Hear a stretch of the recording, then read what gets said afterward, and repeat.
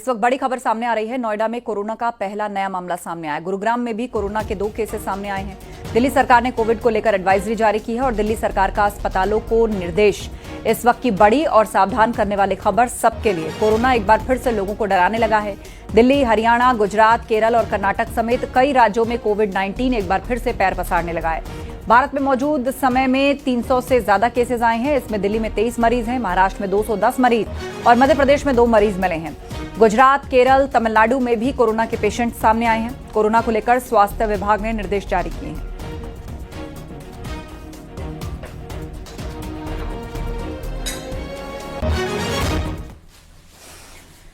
दिल्ली से खबर, भारत मंडपम में नीति आयोग की बैठक चल रही है। पीएम की अध्यक्षता में ये गवर्निंग काउंसिल की बैठक हो रही है और बैठक की थीम है विकसित भारत के लिए विकसित राज्य। बैठक में सीएम योगी और सीएम धामी शामिल हैं। नीति आयोग बैठक में कई राज्यों के सीएम शामिल हैं। सीएम योगी यूपी की उपलब्धियों का ब्यौरा रखेंगे। 2047 में विकसित भारत के लक्ष्य में यूपी भूमिका पर भी अपनी बात रखेंगे।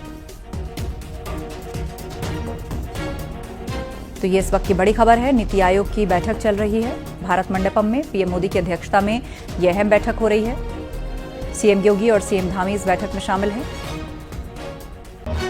विकसित भारत के विजन को लेकर इस बैठक की थीम रखी गई है। ऑपरेशन सिंदूर की जानकारी देने और दुनिया भर में पाकिस्तान को बेनकाब करने के लिए सांसदों के डेलीगेशन का 2 ग्रुप्स जो है वो देर रात विदेश रवाना हो चुके हैं और कांग्रेस सांसद शशि थरूर और बीजेपी सांसद वैजयंत पांडा के नेतृत्व वाले सांसदों का ग्रुप देर रात रवाना हुआ और शशि थरूर का ग्रुप अमेरिका के बाद पनामा, ब्राजील, कोलंबिया और गुयाना जाएगा। वहीं वैजयंत पांडा का ग्रुप सऊदी अरब के बाद कुवैत, बहरीन और अल्जीरिया जाएगा और इसके साथ ही बचे हुए 2 ग्रुप्स भी आज विदेश रवाना हो जाएंगे। ये ग्रुप दुनिया में पाकिस्तान के नापाक चेहरे को बेनकाब करेंगे।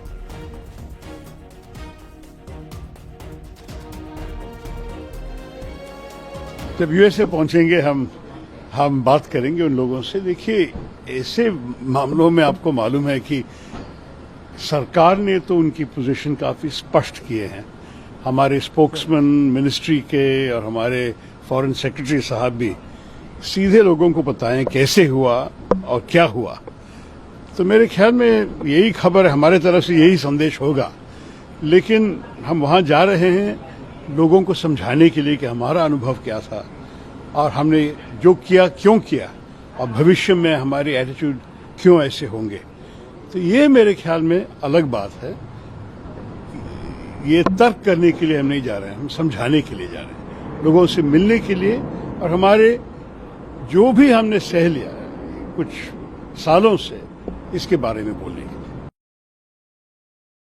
तो अब जाहिर है जो पहलगाम का वाकया हुआ, दर्दनाक वाकया, और जो पिछले कई बरसों से आप और हम जानते हैं कि हमारे पड़ोसी देश पाकिस्तान अपने ही मुल्क से टेररिस्ट कैंप्स को चलाता है, उसकी सरपरस्ती करता है, उसको सपोर्ट करता है और फिर ये लोग हमारे मुल्क में आकर यहाँ पर टेररिस्ट एक्टिविटीज करते हैं। तो इन्हीं चीजों को हम इन 4 कंट्रीज में जाएंगे और उनके सामने रखेंगे। आदरणीय मोदी जी के नेतृत्व में भारत ने जो न्यू नॉर्मल सेट किया है पिछले दशक में, यह है कि आतंकवाद के लिए हमारा 0 टॉलरेंस है। ये नया भारत है, ये जरूर हम रेस्पॉन्स देंगे और जो कोई ऐसा हमला करने के लिए सोच रहे हैं उनको सोचना पड़ेगा कि वो बहुत महंगा पड़ेगा उनको, और ये हम करके दिखाए हैं। भारत ने करके दिखाया है ऑपरेशन सिंदूर के जरिए। और एक के बाद एक पाकिस्तान के जो झूठ है सब पकड़े जा रहे हैं। वो जो प्रकार के सब आरोप किए थे कि भारत पर हमला किया, उनके कोई प्रमाण नहीं है। हमारे फोर्सेज ने जो कहा उसके लिए सैटेलाइट पिक्चर्स, इसके लिए विभिन्न प्रकार के इंफॉर्मेशन कोरोबोरेशन है। सऊदी अरब के साथ साथ ही फॉरेन पॉलिसी बहरीन की भी उसी तरह से डिसाइडेड है और एक दूसरे के प्रति जो है उन दोनों का कोऑपरेशन है। कुवैत का आपको पता है कि जहां हमको आगे जाना है कि कुवैत के लिए कितना बड़ा वॉर हुआ। 91 का जो वॉर था वो भी आतंकवादी था, इंटरनल था, उसको कब्जा करने की कोशिश की थी इराक ने।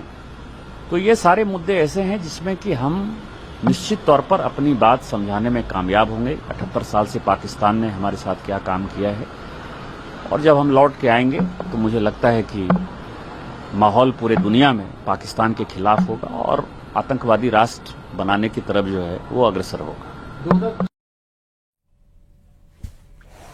सोनभद्र पहुंचे आरएसएस नेता इंद्रेश कुमार ने बड़ा बयान दिया। उन्होंने कहा कि मिलकर रहोगे तो जन्नत मिलेगी, लड़कर रहोगे तो जहन्नुम मिलेगा, और हम सब लड़कर नहीं मिलकर चलेंगे। पाकिस्तान को लेकर उन्होंने कहा कि जल्द ही पाकिस्तान का नक्शा बदलेगा। उन्होंने आरोप लगाया कि पाकिस्तान में आतंकी कैंपों को वहां की सेना का संरक्षण मिल रहा था।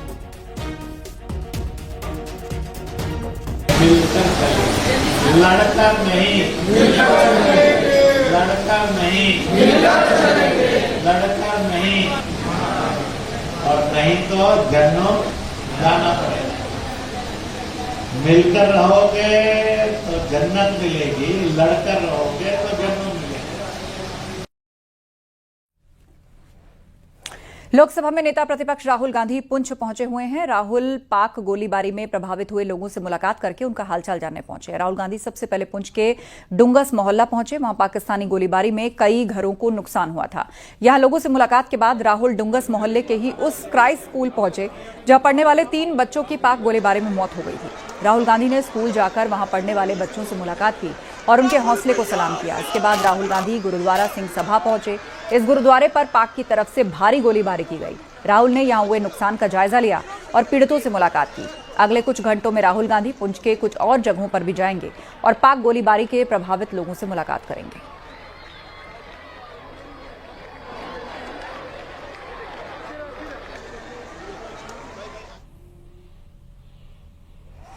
ऑपरेशन सिंदूर की सफलता को लेकर अभी भी देश के कई हिस्सों में तिरंगा यात्राएं निकाली जा रही हैं। इस कड़ी में लोगों ने प्रयागराज के शहर पश्चिमी विधानसभा क्षेत्र में तिरंगा शौर्य यात्रा निकालकर भारतीय सेना के शौर्य और पराक्रम को नमन किया है। इस यात्रा का नेतृत्व पूर्व मंत्री सिद्धार्थनाथ सिंह ने किया।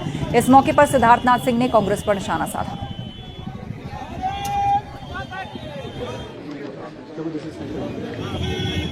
देखिए, कांग्रेस भूल गई है कि शायद उन्होंने आजादी की लड़ाई भी लड़ी थी।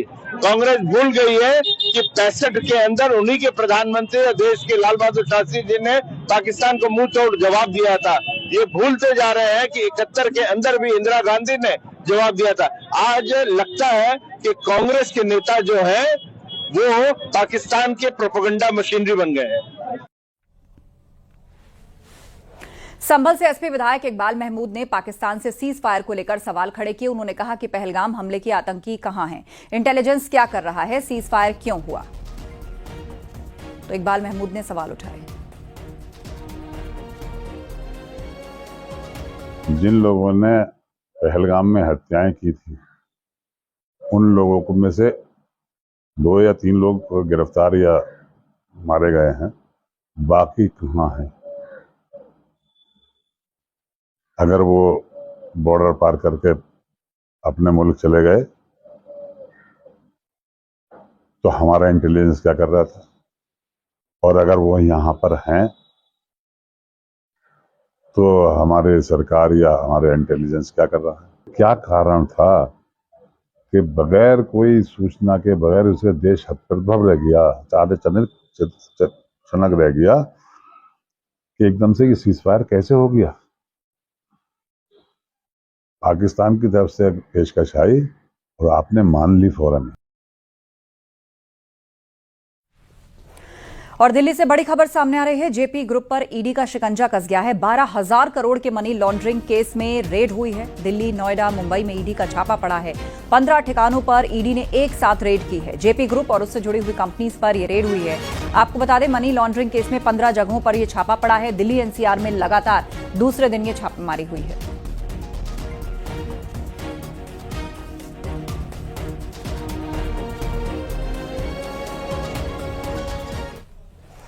सिद्धार्थनगर में अवैध निर्माण पर प्रशासन का बुलडोजर चला। कोतवाली सदर के सिंह राहा में बने अवैध मदरसे को प्रशासन ने ध्वस्त किया और बताया जा रहा है कि सरकारी जमीन पर बना अवैध मदरसा अरबिया दारुल उलूम पिछले कई सालों से संचालित हो रहा था और पहले भी कई बार अवैध निर्माण को हटाने के लिए नोटिस जारी किया गया, जिसके बाद प्रशासन ने बुलडोजर कार्रवाई की। आपको बता दें, नेपाल बॉर्डर से सटे कई जिलों में अब तक अवैध निर्माण को ध्वस्त किया जा चुका है। सिद्धार्थनगर में करीब 2 दर्जन से ज्यादा मदरसों के खिलाफ ध्वस्तीकरण की कार्रवाई हुई है।